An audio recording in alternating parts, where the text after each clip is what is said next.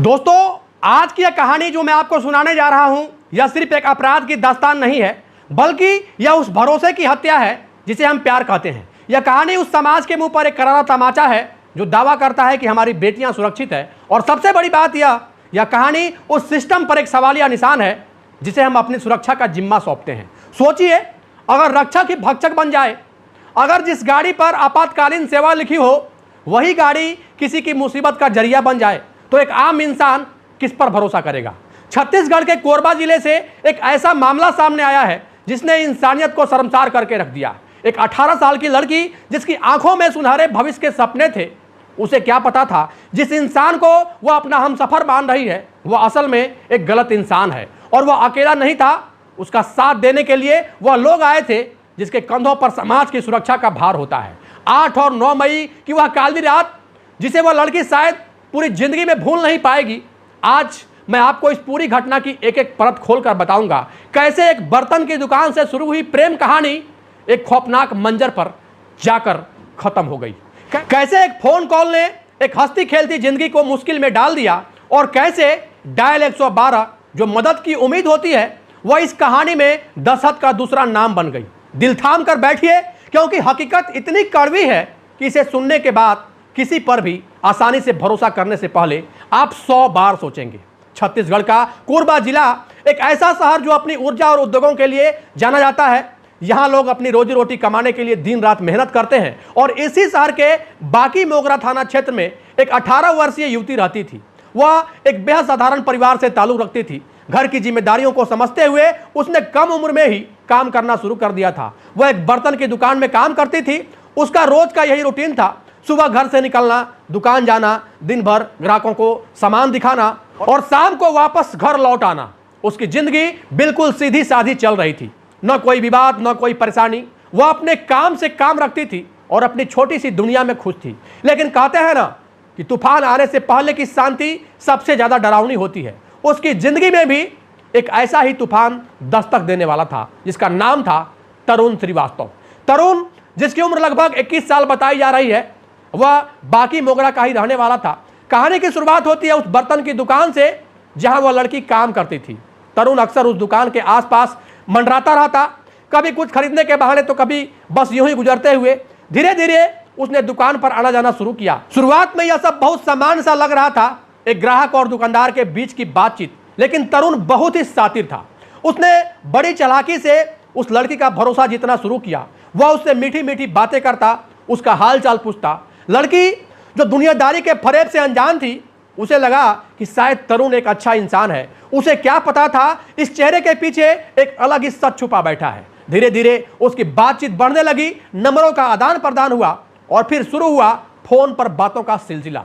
तरुण ने उसे अपने प्यार के जाल में फंसाना शुरू कर दिया। वह उसे सुनहरे सपने दिखाता, उससे वादे करता कि वह हमेशा उसका साथ देगा। उस लड़की को जिसे शायद अपनी जिंदगी में पहली बार किसी से इतना अपनापन मिला था, वह भी उसकी बातों में आ गई। दोस्ती कब प्यार में बदल गई, उसे इस बात का पता ही नहीं चला। वह तरुण पर आंखें मूंद कर भरोसा करने लगी। उसे लगता था कि तरुण ही वह इंसान है जो उसे जिंदगी की हर खुशी दे सकता है। लेकिन यह उसकी सबसे बड़ी भूल साबित होने वाली थी। वक्त बीतता गया और उनका रिश्ता गहरा होता गया। तरुण अब उसे पूरी तरह अपनी बातों में ले चुका था। लड़की को लगने लगा था कि तरुण के बिना उसकी जिंदगी अधूरी है। लेकिन तरुण के दिमाग में तो कुछ और ही चल रहा था। उसके लिए यह प्यार नहीं बल्कि एक साजिश थी।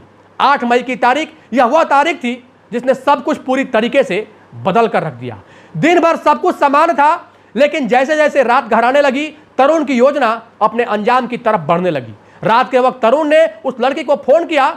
उसकी आवाज में एक अजीब सी जल्दबाजी थी। उसने लड़की से कहा उसे उससे अभी मिलना है। लड़की ने शायद थोड़ा संकोच किया होगा क्योंकि रात का वक्त था, लेकिन प्यार में इंसान अक्सर फैसले सही नहीं ले पाता है। सामने कोई अजनबी नहीं था, बल्कि उसका अपना बॉयफ्रेंड तरुण था। उस लड़की ने सोचा कि थोड़ी देर में मिलकर वो वापस अपने घर आ जाएगी। उसने बिना किसी शक के हाँ कर दी। उसे क्या पता था यहाँ उसकी जिंदगी की सबसे बड़ी गलती बनने जा रही है। तरुण अपनी गाड़ी लेकर आया, उसे उसमें बिठा लिया और गाड़ी चल पड़ी। और साथ ही चल पड़ा वह सफर जो उसे अंधेरे की ओर ले जा रहा था। तरुण उसे लेकर SCL गजरा कॉलोनी की तरफ बढ़ा। यह इलाका रात के वक्त काफी सुनसान हो जाता है। सन्नाटा पसरा हुआ था। गाड़ी एक ऐसी जगह जाकर रुकी जहां दूर दूर तक कोई देखने वाला नहीं था। लड़की को शायद अब थोड़ा डर लगने लगा होगा, उसने पूछा भी होगा कि हम यहाँ क्यों आए हैं, लेकिन तरुण ने शायद उसे कोई बहाना बनाकर चुप करा दिया होगा और फिर वहां पहुंचकर तरुण ने अपना असली रूप दिखाना शुरू कर दिया।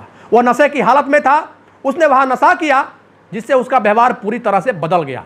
लड़की ने शायद उसे वहां से चलने को कहा होगा, लेकिन तरुण अब सुनने के मूड में बिल्कुल नहीं था। उसकी आंखों में अब प्यार की जगह एक खौफनाक इरादा दिखाई देने लगा। जो तरुण अब तक उससे प्यार की बातें कर रहा था, अब उसकी भाषा पूरी तरीके से बदल चुकी थी। उसने लड़की के साथ जोर जबरदस्ती करना शुरू कर दिया।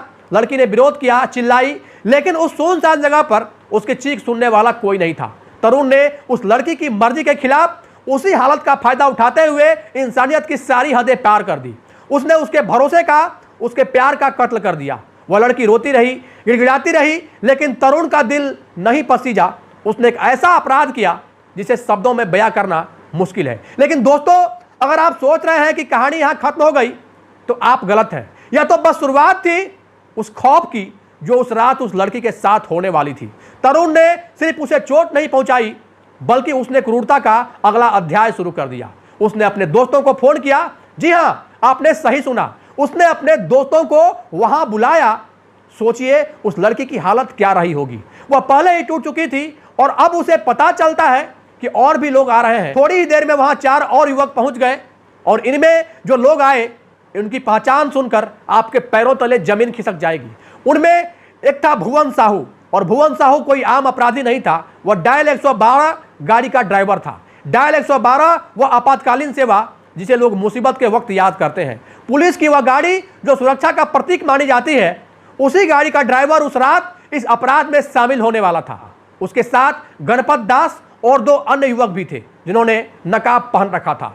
अब वहां कुल 5 आरोपी थे और एक बेबस लड़की। वह लड़की जो तरुण को अपना मसीहा मानती थी, अब तरुण ने ही उसे दूसरे के हवाले कर दिया था। दोस्तों, यह कोई अचानक हुआ अपराध नहीं लगता। जिस तरह से तरुण ने उसे बुलाया, जगह चुनी और फिर अपने दोस्तों को बुलाया, यह सब एक सोची समझी साजिश का परिणाम था। ऐसा लगता है जैसे तरुण ने पहले से ही यह सब तय कर रखा था। वह लड़की जिसे प्यार समझ रही थी, वह असल में एक जाल था। उन 5 ने मिलकर उस 18 वर्षीय युवती के साथ सामूहिक रूप से दरिंदगी जैसे घटना को बड़े ही सहजता के साथ, बिना किसी खौफ या डर के अंजाम दे दिया। वह चीखती रही, बेहोश होने की कगार पर पहुंच गई, लेकिन उनकी क्रूरता रुकी नहीं। इंसानियत वहां शर्म से मुंह छुपाए खड़ी थी। एक के बाद एक वे उसे तोड़ रहे थे। उस रात वहां सिर्फ उस लड़की को शारीरिक चोट नहीं दी गई, बल्कि उसकी आत्मा को भी छलनी कर दिया गया। और इसमें सबसे शर्मनाक पहलू यह था कि इसमें सिस्टम का भी एक हिस्सा शामिल था। भुवन साहू, जिसे सरकार ने लोगों की मदद के लिए रखा था, वह उस रात एक अपराधी बनकर वहां मौजूद था। घंटों तक यह सिलसिला चलता रहा। जब उन आरोपियों का मन भर गया, जब उन्होंने अपने काम वासना को पूरी तरीके से तृप्त कर लिया, इसके बाद उन्होंने उस लड़की को डराना धमकाना शुरू कर दिया। उन्होंने उसे साफ शब्दों में कह दिया कि अगर उसने इस बारे में किसी को भी बताया, पुलिस के पास गई या घर पहुंचकर मुंह खोला, तो उसे जान से मार दिया जाएगा। उसे इतनी बुरी तरीके से डराया गया कि वह दशहत में आ गई।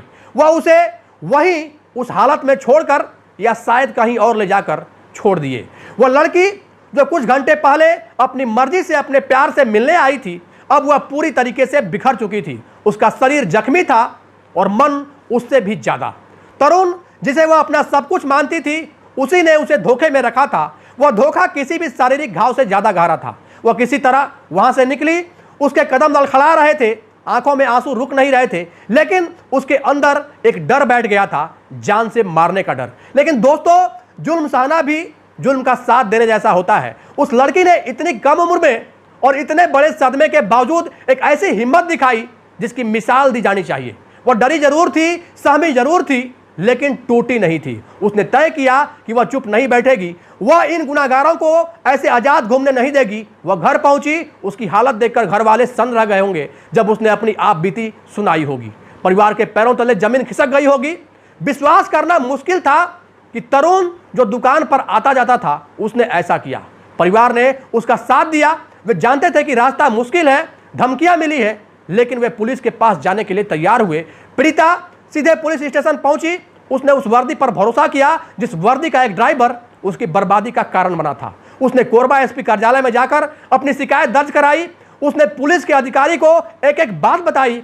उसने बताया कि कैसे तरुण ने उसे बुलाया, कैसे नशा किया और कैसे फिर अपने दोस्तों को बुलाकर इस घिनौने अपराध को बड़े ही सहजता और सरलता के साथ अंजाम दे दिया। उसने 112 के ड्राइवर भुवन साहू का भी नाम लिया।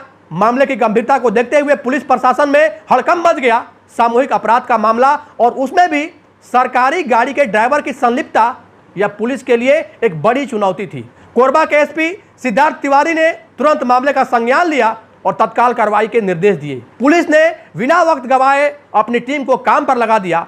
अतिरिक्त पुलिस अधीक्षक नीतीश ठाकुर ने भी इस मामले की निगरानी शुरू की। पुलिस के लिए सबसे पहली प्राथमिकता थी आरोपियों को पकड़ना, खास तौर पर तरुण श्रीवास्तव और भुवन साहू को, क्योंकि अगर वे भाग निकलते तो पीड़िता की जान को खतरा हो सकता था। पुलिस ने छापेमारी शुरू की, उसके ठिकानों पर दबिश दी गई और आखिरकार पुलिस को कामयाबी मिली। पुलिस ने मुख्य आरोपी तरुण श्रीवास्तव को गिरफ्तार कर लिया। वही तरुण जो कल तक उस लड़की को प्यार के जाल में फंसा रहा था, अब पुलिस के गिरफ्त में था। उसके साथ ही पुलिस ने 112 के ड्राइवर भुवन साहू को भी दबोच लिया। इन दोनों की गिरफ्तारी इस केस में बहुत बड़ी सफलता थी। पुलिस की पूछताछ में उन्होंने अपना जुर्म कबूल किया या नहीं, यह तो जांच का विषय है, लेकिन पीड़िता के बयान और परिस्थितिजन्य साक्ष्य उनके खिलाफ चीख चीख कर गवाही दे रहे थे। पुलिस ने भारतीय न्याय संहिता की गंभीर धाराओं के तहत मामला दर्ज किया। हालांकि अभी भी इस कहानी का अंत नहीं हुआ है, क्योंकि उस रात वहां 5 लोग थे। 2 पकड़े गए हैं, लेकिन 3 अभी भी फरार हैं। उनमें से एक का नाम गणपत दास बताया जा रहा है और 2 अन्य नकाबपोश थे। पुलिस उनकी सरगर्मी से तलाश कर रही है और जगह जगह नाकेबंदी की गई है। पुलिस का दावा है कि जल्द ही बाकी आरोपी भी सलाखों के पीछे होंगे। लेकिन दोस्तों, यहां सवाल सिर्फ गिरफ्तारी का नहीं है, सवाल यह है कि हमारा समाज आखिरकार किस दिशा में जा रहा है। यह घटना हमें झकझोर कर रख देती है। सोचिए उस लड़की के बारे में जिसने प्यार किया, भरोसा किया। क्या प्यार करना गुनाह है? क्या किसी पर भरोसा करना पाप है? आज के दौर में रिश्ते कितनी जल्दी बन जाते हैं, लेकिन उन रिश्तों की गहराई कितनी खोखली होती है, यह इस घटना से साफ साफ पता चलता है। तरुण जैसे लोग प्यार के नाम को बदनाम करते हैं, वे भावनाओं के साथ खिलवाड़ करते हैं और सबसे खतरनाक बात यह है कि ऐसे लोगों के चेहरे पर कोई सिकन नहीं होती। वे आपके आसपास ही होते हैं, शायद बहुत अच्छे बनकर रहते हैं, लेकिन अंदर से उसकी सोच बहुत गिर चुकी होती है। और एक 112 का ड्राइवर, सरकार जिसे लोगों की जान बचाने के लिए तनख्वाह देती है, वह अपनी ड्यूटी और इंसानियत दोनों को भूल गया। यह सिस्टम की विफलता नहीं तो और क्या है? क्या ऐसे लोगों का बैकग्राउंड चेक नहीं होना चाहिए? यह घटना सिर्फ छत्तीसगढ़ में नहीं बल्कि पूरे देश में लगातार बढ़ रहे अपराधों की ओर इशारा करती है। आए दिन ऐसी खबरें सुनने को मिलती है, प्यार के नाम पर धोखा, लालच और हिंसा, जिसमें लड़कियां हमेशा शिकार बन रही है। उन्हें इस्तेमाल किया जा रहा है और कई बार तो बदनामी के डर से या परिवार के दबाव में लड़कियां अपना मुंह बंद रखती है। वे घुट घुट कर जीती है, लेकिन उस बहादुर बेटी ने जो किया वह काबिले तारीफ है। उसने समाज के डर को पीछे छोड़ा, उसने अपनी जान की परवाह नहीं की, उसने आवाज उठाई। अगर वह चुप रह जाती तो शायद वे अपराधी किसी और लड़की को अपना शिकार बनाते। उसकी हिम्मत ने कम से कम 2 अपराधियों को जेल तो पहुंचा दिया, लेकिन इंसाफ तब पूरा होगा जब बाकी 3 भी पकड़े जाएंगे और इन सब को ऐसी सजा मिलेगी कि कोई ऐसा करने से पहले 1-2 बार नहीं बल्कि 1000 बार सोचे। यह घटना हर उस माँ बाप के लिए चेतावनी है जो अपनी बेटियों को घर से बाहर भेजते हैं। चेतावनी है उन लड़कियों के लिए जो सोशल मीडिया या असल जिंदगी में किसी और पर जल्दी भरोसा कर लेती है। मैं यह नहीं कहता कि हर कोई बुरा है या हर रिश्ता गलत है, लेकिन सावधानी बहुत जरूरी है। आंख मूंद कर भरोसा करना आज के जमाने में सबसे बड़ा जोखिम है। आपको परखना होगा कि सामने वाला इंसान असल में चाहता क्या है। क्या वह वाकई आपकी इज्जत करता है या सिर्फ आपको एक वस्तु समझता है? और अगर आपको जरा सा भी शक हो तो तुरंत पीछे हटने में ही समझदारी है। तरुण जैसे लोग प्यार का मुखौटा पहनकर ही आते हैं। वे आपको वो सब दिखाएंगे जो आप देखना चाहती हैं, वह सब सुनाएंगे जो आप सुनना चाहती हैं, लेकिन उनका मकसद कुछ और ही होता है। इस पूरे मामले में पुलिस की भूमिका की भी सराहना करनी होगी, क्योंकि उन्होंने तुरंत कार्रवाई की। अक्सर देखा जाता है कि पुलिस ऐसे मामलों में टाल मटोल करती है, लेकिन यहां एसपी सिद्धार्थ तिवारी और उनकी टीम ने संवेदनशीलता दिखाई। लेकिन लड़ाई अभी लंबी है। कोर्ट में केस चलेगा, गवाहों को डराया जा सकता है, पीड़िता को तोड़ने की कोशिश की जा सकती है, समाज भी कई तरह की बातें बनाएगा, लेकिन हमें उस लड़की के लिए खड़ा होना होगा। हमें यह सुनिश्चित करना होगा कि उसे न्याय मिले, क्योंकि अगर आज उसे न्याय नहीं मिला तो कल किसी और की बेटी के साथ यही होगा। दोस्तों, यह 112 वाली गाड़ी का जो एंगल है, यह सबसे ज्यादा परेशान करने वाला है। आपातकालीन सेवाएं हमारी लाइफ लाइन होती है। अगर उस पर से विश्वास उड़ गया तो लोग मदद किससे मांगेंगे?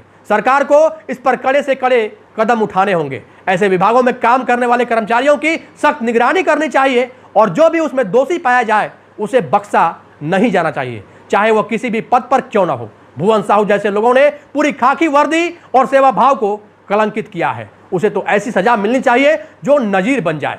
अंत में मैं बस इतना कहना चाहूंगा, सतर्क रहिए, सावधान रहिए, जमाना बहुत खराब चल रहा है, अपने आसपास नजर रखिए। अगर आपको लगता है कि कोई मुसीबत में है तो उनकी मदद कीजिए और अपनी बेटियों को, बहनों को यह सिखाइए कि किसी के बहकावे में न आए। प्यार और भरोसे की आड़ में जो खेल खेला जा रहा है उसे समझना होगा। कोरबा की यह घटना सिर्फ एक खबर नहीं है, यह एक सबक है, एक कड़वा सच है, और वो भी हमारे अपने समाज का। अगर आपको लगता है कि इस तरह की घटनाओं पर खुलकर बात होनी चाहिए और अपराधियों को बेनकाब किया जाना चाहिए तो इस वीडियो को ज़्यादा से ज़्यादा शेयर करें ताकि आवाज़ उन तक भी पहुंचे जो अभी भी फरार हैं और उन्हें पता चले कि समाज अब चुप नहीं बैठने वाला। आपकी एक शेयर किसी की ज़िंदगी बचा सकती है। हालांकि अभी कहानी ख़त्म नहीं हुई है। क्या यह गैंग किसी बड़े रैकेट का हिस्सा तो नहीं? क्या तरुण ने पहले भी किसी लड़की के साथ ऐसा किया है? तमाम तरह के सवाल अभी भी उठ रहे हैं। पुलिस इन सभी पहलुओं पर लगातार जांच कर रही है। हम आशा करते हैं कि भारत की न्यायपालिका निष्पक्षता के साथ अपना काम करेगी और जल्द से जल्द संबंधित आरोपियों को सजा देगी। मिलते हैं बहुत जल्द एक और ऐसे ही जुर्म के खौफनाक दास्तान के साथ। तब तक के लिए जहां भी रहें, सावधान रहें, सुरक्षित रहें, अपना और अपने परिवार का ख्याल रखें। जय हिंद, जय भारत।